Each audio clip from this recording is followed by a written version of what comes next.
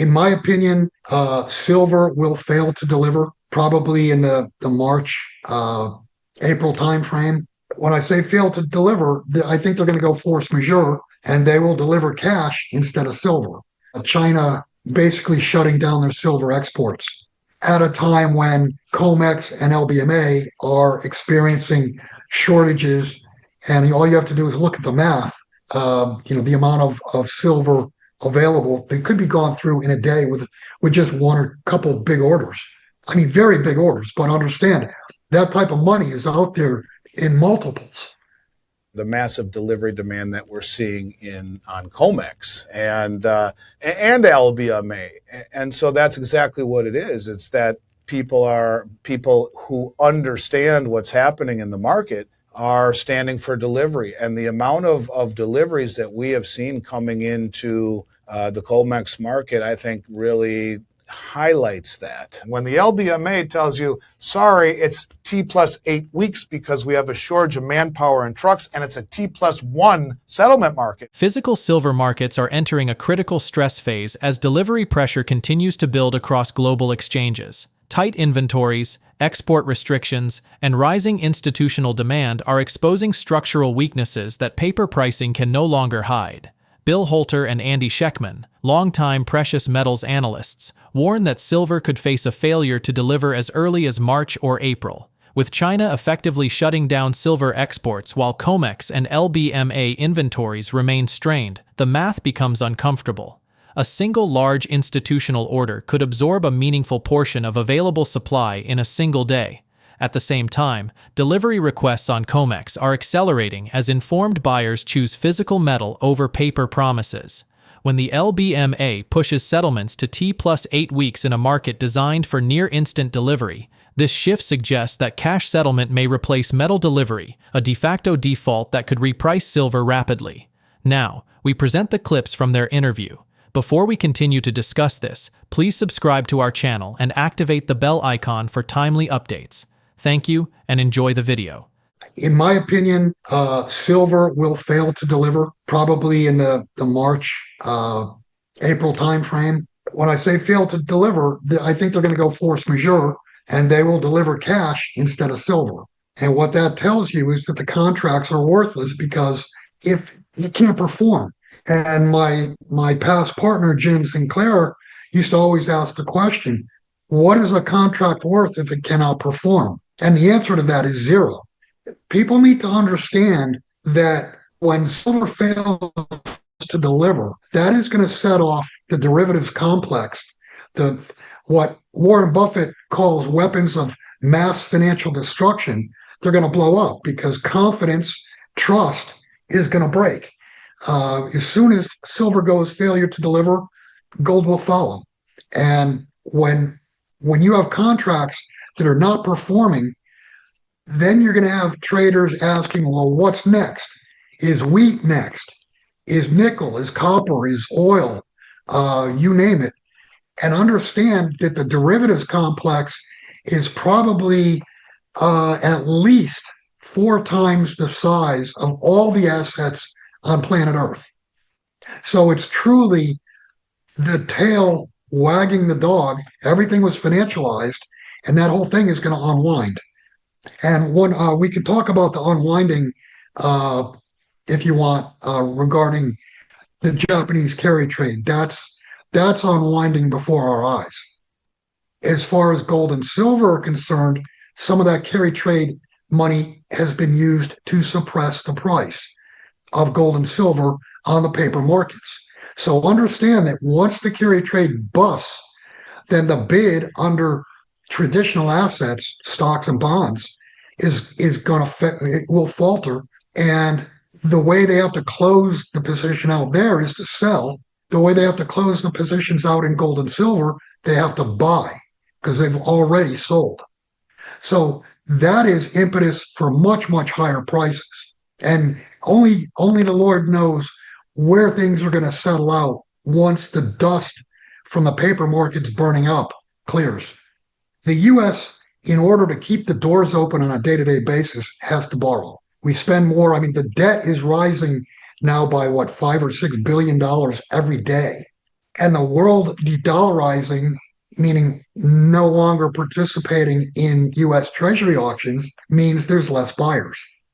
Who's going to buy the treasuries that the US Treasury must sell in order to fund day to day operations? And the answer to that, ultimately, the buyer of last and only resort is going to be the Federal Reserve. That is, by definition, monetization. And all you have to do is look at what has happened throughout history whenever a government monetizes, their currency blows up. The problem with the dollar blowing up is that it's the world's reserve currency. Central banks all over the world hold US treasuries on their books, and that has been a core asset. The the fact that foreign central banks and treasuries are turning away from US treasuries and buying gold tells you they see an event coming with the US treasury market, some type of credit crisis, and they're unloading gold because they want that to offset the losses that they see that they're going to take in the treasury side. The silver, the squeeze 4 or 5 years ago, like you said, that was retail investors mostly.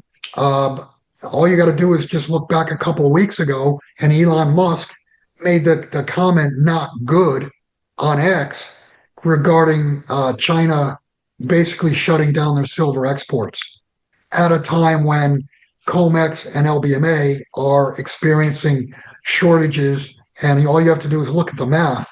The amount of silver available that could be gone through in a day with just one or couple big orders.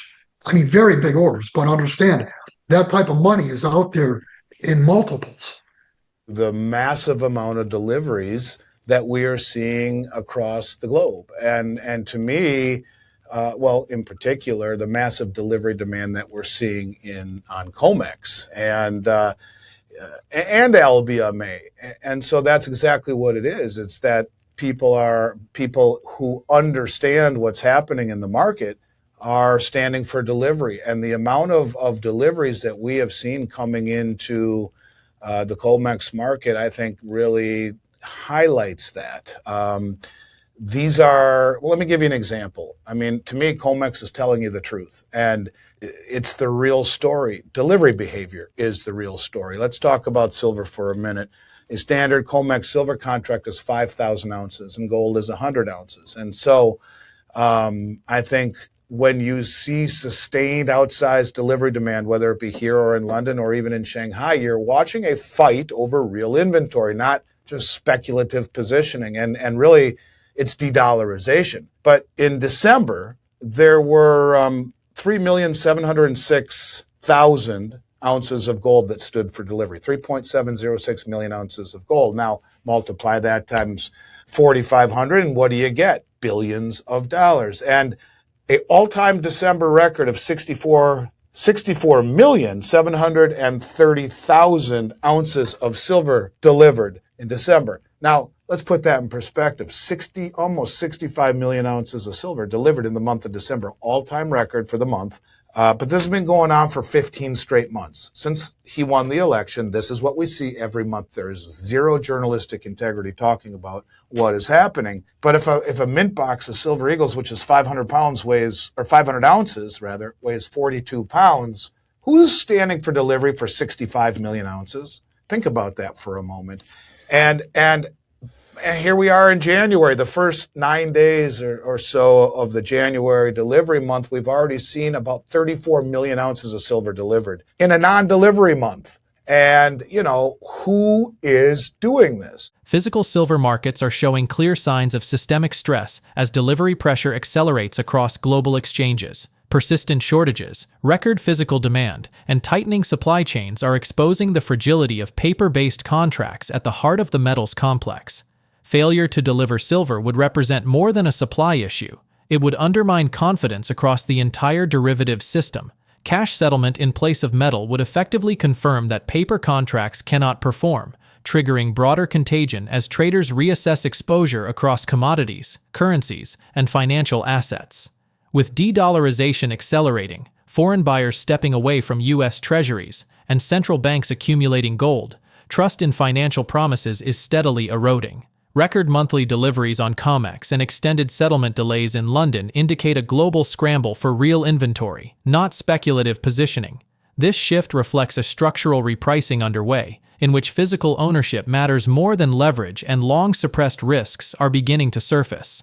Let's get back to the interview. Silver is a critical mineral. And then China says, yeah, we agree, because in November, everyone focuses on China's restrictions of exports. But in November, they put out a memo saying we're going to prioritize our silver supply for domestic needs. And then they, after response to our classifying it critical, which, by the way, the European Union did at the end of 23, they say we're going to curtail massively exports. They refine 70% of all the world's silver doré. So this is not something to take lightly. And I think you see that by the massive deliveries that we are seeing that are unlike anything the COMEX has ever seen before.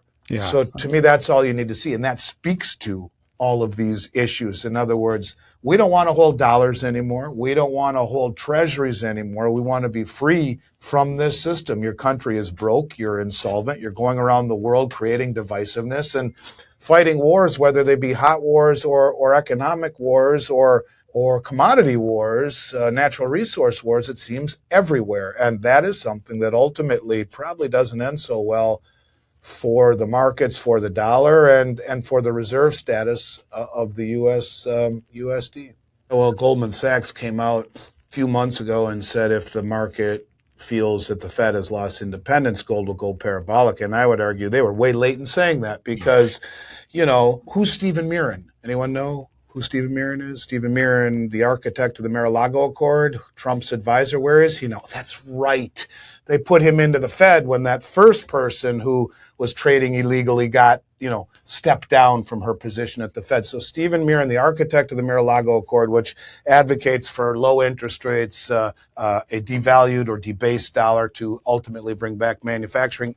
Trump's advisor and buddy is at the Federal Reserve already. And when they push him out, Powell, who's going to replace somebody who will kowtow and lower interest rates? But do you even really need that at this point? I would argue probably not, because the Genius Act is upon us and will be full law by no later than January 1st, which will ultimately create synthetic demand for the short-term treasury and push rates down synthetically. Lower interest rates are in our horizon, no matter what, on the front end of the curve. Now, on the back end, well, if Judy Shelton is right and they peg it to gold, they'll want to drive the price up. And this gets into the Genius Act again, because, Tether, USA Tether, which it's interesting, USA Tether is an offshoot of Tether. They are the ones responsible primarily for the majority of all the stablecoin issuance once this new Genius Act comes out. There'll be lots of others, but they will be the primary benefactor.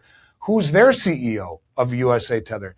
Bo Hines. Who was Bo Hines? That's right. He was Trump's crypto czar. And now he's running USA Tether. What does Tether have? $14 billion in gold, more than any institution in the world other than federal, central banks. So when the Genius Act goes into effect and money moves via stablecoin on a blockchain network, say goodbye to wires, say goodbye to checks, and it moves just like that. The stablecoin is created when the money is sent from me to you. Stablecoin created, you receive it. Stablecoin burned. What backs the movement of those stablecoins are U.S. treasuries. So they create treasuries. The interest on those treasuries is not transferable to you or I. Tether keeps it. What have they been doing? Buying gold. Devalues the dollar, pushes the price of gold higher. So if Judy is right, they back the back end of the bond market with gold. Well, gold will go a hell of a lot higher. The dollar will go a hell of a lot lower. Yeah. The point of it is this. That's the only way you're going to deal with escalating rates on the back end of the market. The front end will be synthetically capped. So does the Federal Reserve then come in and implement yield curve control on the back end? Maybe they do. Any way you look at it, these are massively bullish events for the gold market. Gold and silver would reset to higher numbers and not come back down like they did in 1980 and 2011. One of the things he used to say, and I believe it's correct now, today, that this is the rally you don't sell. This is the rally you don't try to trade. The reason being, we're going to wake up one day and, like you just talked about, there's not going to be any metal available to buy. So if you had sold and taken a profit, where are you? you're sitting in Federal Reserve notes without the ability to get back into silver or gold. So this is the rally you don't sell. As far as positioning of gold and silver, I mean, I've recommended now for probably 10 years because of the gold to silver ratio that people be at least 70% silver and only 30% gold. And I told people I don't have a problem if you go 100% silver because the idea is when the ratio comes down, then you swap some silver for gold and you'll end up with more gold ounces than if you just bought them outright. And we're actually at the threshold. My recommendation has been at 50 to 1, you figure out how much gold you want versus silver. And let's say that you decide on an 80-20 mix. Figure out how much that is in relation to your position and swap a quarter at 50 to 1. Swap another quarter at 40 to 1, another quarter at 30 to 1, and then the last one just follow your gut. So you'll end up with more gold ounces than you would have if you bought them outright. As far as mining concerns, yes, I've plenty of different miners, but with the caveat, I hold those certificates because when the great taking comes, if you got money with a broker, you're going to lose it. So make sure you get your stock certificates. And the one company that, I had been and involved with since 2015 was Jim's company, TRX Gold. That's a mining operation in Tanzania. They basically bootstrapped building plant, building infrastructure. They bootstrapped that from cash flow, and they'll be producing somewhere around 60,000 ounces, gold ounces per year. That's going to give them tremendous cash flow.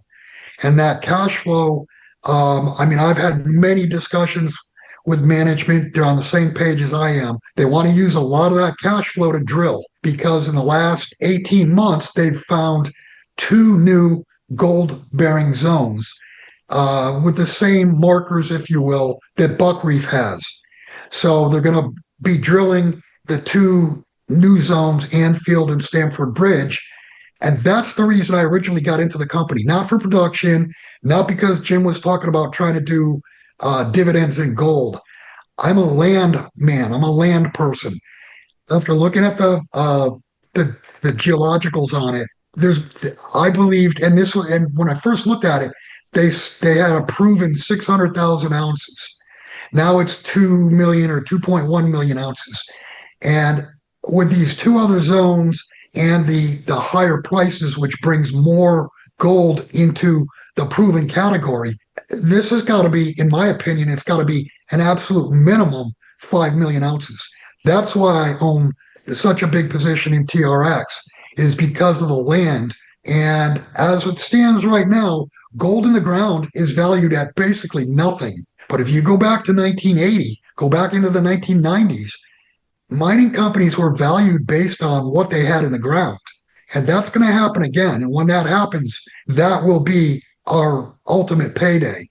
Silver's reclassification as a critical mineral is accelerating a much more profound shift underway in global markets. China's decision to prioritize domestic silver supply, combined with export restrictions from the world's largest silver refiners, has tightened physical availability. At the same time, record deliveries are hitting Western exchanges. This is not speculation. It reflects a global move away from dollars and treasuries toward tangible assets that sit outside a fragile financial system.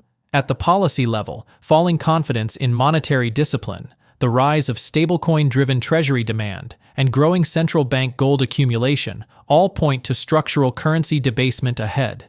These forces are profoundly bullish for gold and silver, not as trades, but as monetary anchors. This is not the kind of rally built on sentiment or momentum. It is driven by physical scarcity, sovereign demand, and a breakdown in trust. In that environment, precious metals reset to higher levels and stay there. Share your thoughts on their analysis in the comments section below. If you find this video informative, please support us by turning on notifications to stay informed about our latest videos. See you in the following video. Thanks for watching.